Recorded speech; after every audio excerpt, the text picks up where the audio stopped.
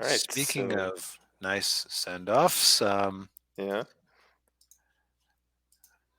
I had the wrong thing pulled up. that's right. The box office. Boy, Mario, you're taking all the money away from everybody else. Like it's kind of ridiculous. I was almost so. It feels like whenever there's a period in the box office where things aren't going particularly well, you almost start wondering, okay, is this the new floor? Is this the new, or is this the new ceiling? Is this the new normal? It, during pandemic times, it was okay. Is it just this percentage of people are afraid to go to the theaters? Um, Earlier this year, was it okay? Is it economics aren't the best and people are just afraid to go to spend their money on a theater ticket when they could watch it on streaming instead? Yeah. And then you have things like Top Gun, Avatar 2, and now a Super Mario Brothers movie that remind you, no, it's just that people have to actually have a motive or need to actually have a motivation to go to the theaters. And then they'll come out in droves. Yes. Yeah. Like this, I mean, just for comparison, and let's be very mean here because this is the movie that they were really hoping was going to, start the year on a strong foot. Ant-Man and the Wasp: Quantumania, $44,000 last weekend. Ooh. Mind you, this is at 75 theaters because it's on digital at the very least. I forget if it's on Disney Plus yet. I don't know if it's yeah. I don't know if it's on Disney Plus yet, but yeah, it's probably on digital. Um, so Ant-Man was out for Was it 9 weeks? yeah, basically 9 weeks. Yeah. Uh, it has basically topped out at 466 million worldwide. Mario Bros is sitting at 729, Ooh. and both its international and domestic box offices alone are fairly close to Quantumania's entire run. Yeah. Uh, And the crazy thing is that internationally, this movie has still not launched in Japan or South Korea. And it'll probably do very well in both of those countries. You would be surprised if they didn't. Also, you often we quite often see the sad sperm whale of failure here Yeah. for these theatrical performances. Yeah. When we look at the numbers, projections versus what actually happens. Yeah. Yeah. Yeah. It's not out in Japan. Yeah, I don't know.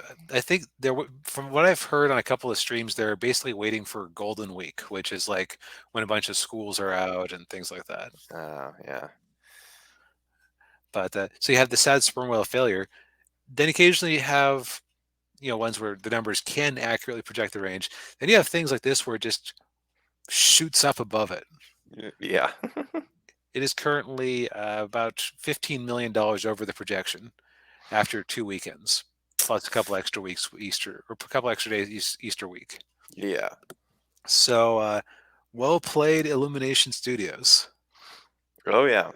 Yeah. They got a winner. And it'll more than likely hit 1 billion.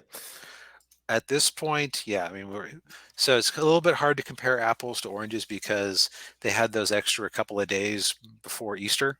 Hmm. But if you go with the assumption that movies usually make between like 50 and 70% of their take in their first 2 weeks, Hmm. if it doubles, we're talking close to or possibly higher than Top Gun. Mm. Ooh, wow. Do not underestimate the Mario. No, no, no.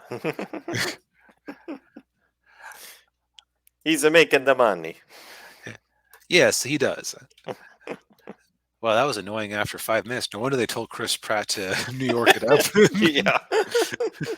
after 5 seconds, I should say. Yeah. Um, Other new releases, we had The Pope's Exorcist, which sounds like an entirely ordinary possession movie.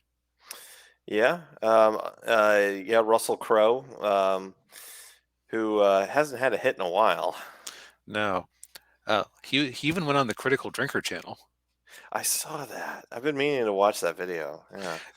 It's boy, it's so weird that okay, Critical Drinker is kind of like a controversial-ish fellow when you get down to it, Yeah, but he keeps doing he keeps getting mainstream people on his stream. yeah, yeah, I don't know how he pulls that off. Well, you heard the story about how when I was complaining about the race bent Tinkerbell, uh, Mhm. everybody got demonetized. He sailed right on through because he was sarcastic as all get out about how great this movie looked. Because that's what he always does when he's like making fun of these woke casting changes. Yeah. Is oh, this looks great. Yeah. Yeah. Uh, But so the YouTube algorithm cannot detect sarcasm. right. That's how we'll beat the machines totally. Yes, yes. Yeah. And of course, we got John Wick 4 still hanging in there. Yep, it's slowing down a bit, but for what it is, it's R-rated 3-hour movie doing very nicely Mm, for itself. yeah. Um, How did he do the? I don't know. I haven't watched he the. he actually hasn't really talked about it. He hasn't done a separate video on it yet. Uh, Uh, Lilo and Stitch casting is one we could talk about as a story, but it's another one of those situations where no matter what side you drop down on, you're an inconsistent racist. Sorry. yeah, pretty much.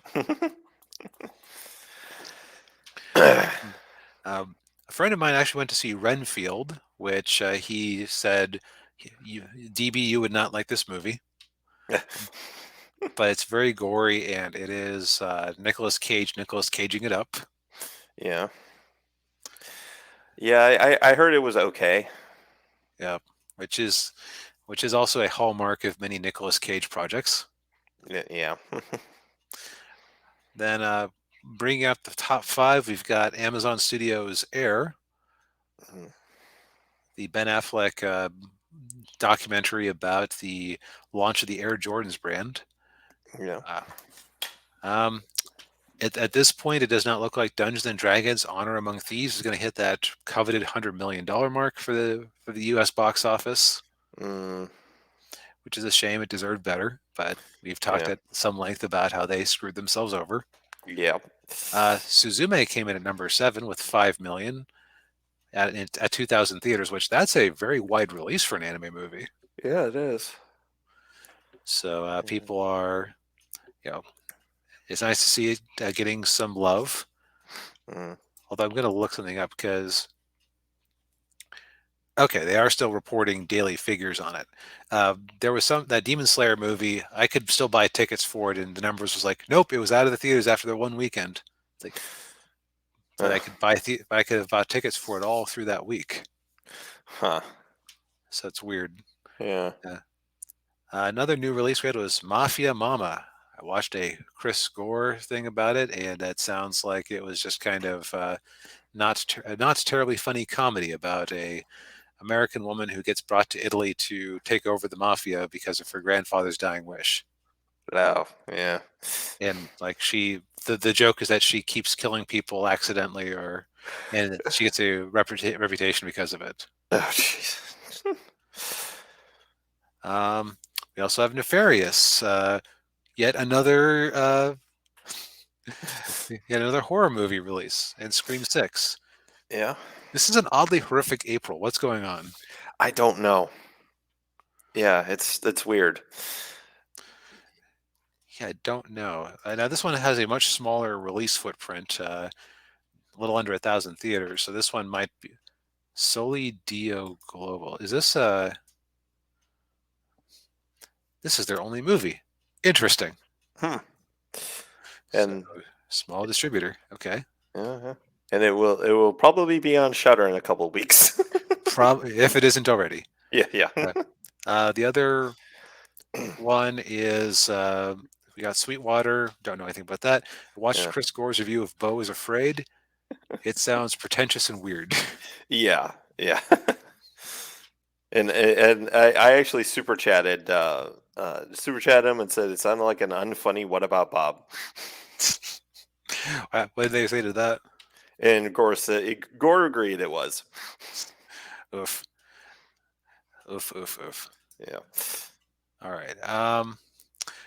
We don't have new DEG figures this week, so if we talk about what we're likely to see more of in the future, um, going by how uh, our good friends Ant-Man is doing, and also Shazam: Fury of the Gods, it might not even hit 70 million. It's been out, might not even hit 60 million at this rate.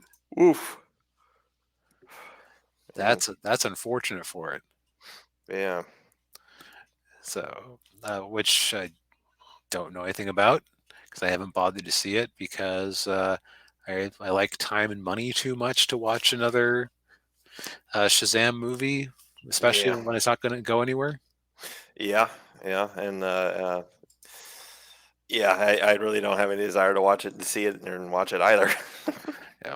So looking ahead, I think we might be seeing the twilight of the superhero film, Yeah. which is good. Let's shove nerddom back into the collective locker. Yes. Yeah, I'm tired of it being mainstream. Yes. Speaking